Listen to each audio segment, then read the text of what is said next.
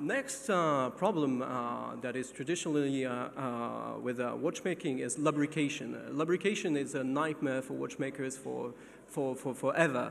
Abraham Louis Breguet, the great watchmaker, even said, give me the perfect oil and I will give you the perfect watch. That means that the challenge is there. And the trouble is with oil and grease is that they don't age well.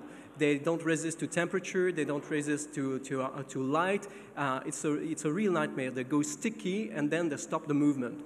And the problem is, I showed you, this is a diagram where you see all the oiling points of a standard movement. On this one, you have 65 oiling or greasing points. That means that you have 65 occasions for something to fail. So that was the main trouble. So this time, we decided to tackle the problem at its root and to try to remove completely the lubrication from the watch. So for that, we tried to find materials that have a very low friction coefficient. That means that materials that are very hard and self-lubricated. The first one that we chose was carbon crystal. Carbon crystal, it's the one that I showed you previously. It's more or less industrial diamond, and it's very hard, self-lubricated. And the other one, for all the remaining metallic part, it's a coating that we chose. It's called ADLC, amorphous diamond-like carbon. It's a technology that comes from Formula One. It is used in the cylinder liners and on the piston segments in order to enable higher rotation speed with less oil. And with that, we chose to use this technology because we knew that without any lubrication, it would cope with this very low friction coefficient. So in ID One, all the frictions are either carbon crystal on carbon crystal, such as on the escapement wheel and the anchor. They just do like that, and the friction coefficient is so low that you don't need lubrication. Or for the gears, ADLC on carbon crystal, or even ADLC on ADLC. And that enabled us to remove all the lubrication from the watch. Last part that is really important for, as a perturbation for the watches, it's magnetism. Magnetism is almost everywhere. We all own a cell phone. You have loudspeakers everywhere. You have the airport gates. You have magnetic locks everywhere. And the problem is with magnetism, magnetism can affect the most tricky part of the watch, which is the hairspring, because the metal in which the hairspring is made, invar, is sensitive to magnetism. And if it were to happen, the watch would go faster and faster because two coils of the hairspring would stick together. And then the watch beats really faster. And the only solution is to go to the after-sales service and, sorry, and to have your watch demagnetized. So the watchmakers have invented ways to cope with that, and the most common one is to try to put a shield around the movement, a shield that is made in soft iron, which is known to protect against the magnetic fields. But the shield, you've got a casing ring, you've got a double dial, a double back. It's not very nice because it's very bulky. And on the other hand, the problem is that provided that you have a sufficient magnetic field, you can still influence the watch. So the idea, one more time, was to tackle the problem at its root and to try to remove all the magnetic component in the watch. And that's what we did with the hairspring, which is in 0.2. 0.2 is a glass, so it's absolutely non-magnetic. The anchor is in carbon crystal, escapement wheel in carbon crystal, and all the remaining metallic part, we put them in titanium, which is totally non-magnetic. So we remove the problem. So that's it. As a conclusion, ID One is a completely adjustment-free watch. It bears very innovative material such as ADLC, carbon crystal, 0.2, niobium titanium. It's self-lubricated, it's shock-resistant, insensitive to temperature, insensitive to magnetism. To give you an image from the automobile world, it's more or less like the shift from carbureted engines, which you had to tune very nicely, and then you had to service them very, very regularly, to the fuel-injected engines that require way less attention. It's more or less the same image. So now, what's next with ID One?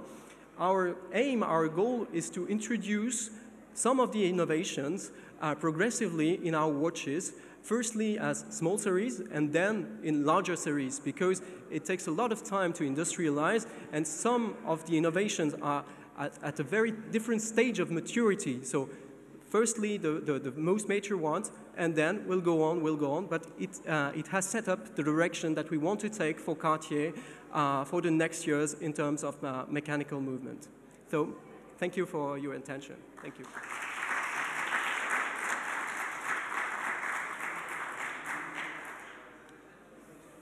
Don't know if you have any question. I'm fully open to discuss them, or to discuss them at the stand if you'd like. Thank you for a very interesting presentation. Concerning the zero dur you said to use for the hairspring, yeah. Did you consider using zero dur, which is made by Schott, I think? Huh? Mm-hmm. Did you consider using zero dur for the anchor and the pallets, or? No, zero dur is not really suited for the anchor at the pallets because it's quite a bit fragile. So it's very well suited for the hairspring, since the hairspring is held by 2 points. So you don't have that brittleness. That brittleness is avoided. But for the anchor and the escapement, the other thing is that we want a material that is very hard and self-lubricated, with a very low friction coefficient. With the zero dur, you don't have this very low friction coefficient. So that was the right material for this application, but not for the other ones. Just as a small fact, also that, British Museum, that we have some wonderful marine clocks with glass hairsprings, which were made at the time to avoid magnetic fields for ships. It was very important at the time. So it's interesting to use materials like zero dur. We had the inspiration from that, so that was one of our inspiration. But then we had to find the right one. So when will we be able to, the collectors be able to buy this piece? As I said, it's not intended for sale right now like this, because the level of maturity of the subject is very different. So next year at the SIHH, you will have a piece with one of the innovations. And the year after another, and so on. And maybe, I would say in 5 years, we will have all them combined in order to be able to have the whole as a watch.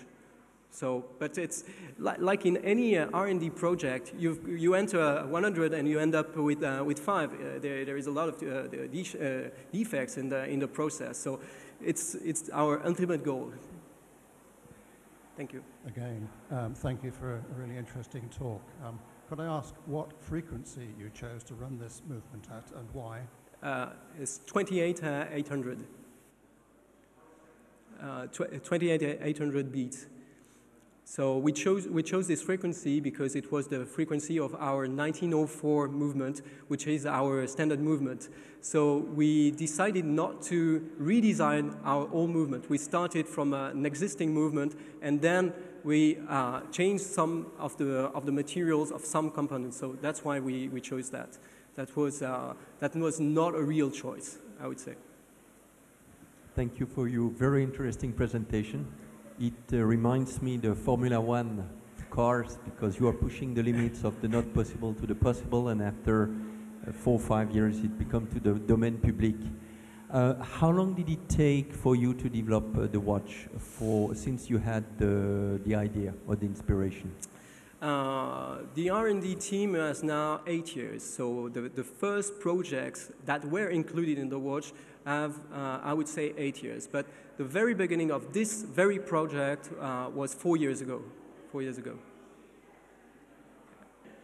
Thank you very much.